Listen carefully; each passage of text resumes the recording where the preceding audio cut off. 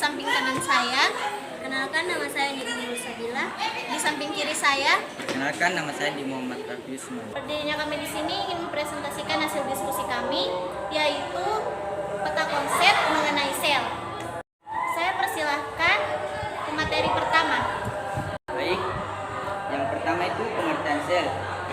Sel merupakan unit terkecil kehidupan yang menyusun makhluk hidup, yang berfungsi sebagai penyusun jaringan dan organ dalam organisme, yang kemudian aktivitas biologis terjadi di dalam sel. Sel juga dibagi menjadi dua jenis. Yang pertama sel prokariotik, yang dimana sel ini tidak memiliki membran inti dan organel bermembran, contohnya bakteri, dan ukurannya lebih kecil dan struktur lebih sederhana. Kemudian ada pula sel eukariotik, yang dimana sel ini tidak memiliki membran inti yang jelas membatasi materi genetik, yang terdapat organel bermembran seperti mitokondria dan kloroplas, dan dapat ditemukan pada hewan dan tumbuhan.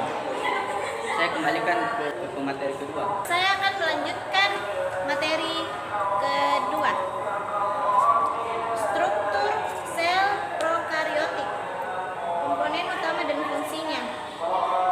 Membran plasma yang membatasi isi sel, dinding sel yang memberikan bentuk dan perlindungan, sitoplasma tempat reaksi kimia berlangsung, ribosom sebagai tempat sintesis protein, DNA tersusun dalam nukleot tanpa membran inti.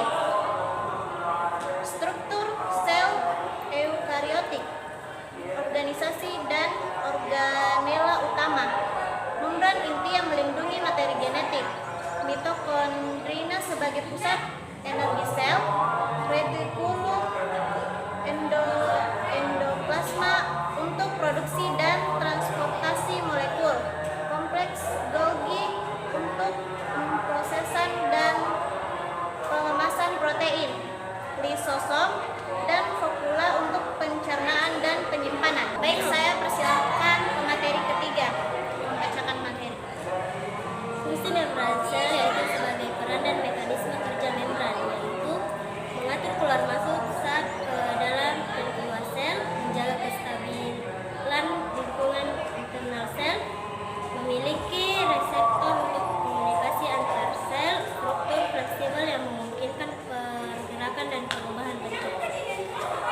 Komponen kimia sel yaitu molekul penyusun dan fungsinya, seperti air sebagai pelarut dan medium reaksi kimia, protein untuk struktur, enzim, dan transportasi, lipid sebagai penyusun membran sel, karbohidrat sebagai sumber energi dan penyusun sel, asam nukleat atau DNA dan RNA sebagai penyimpan informasi genetik. Baik, itu saja yang bisa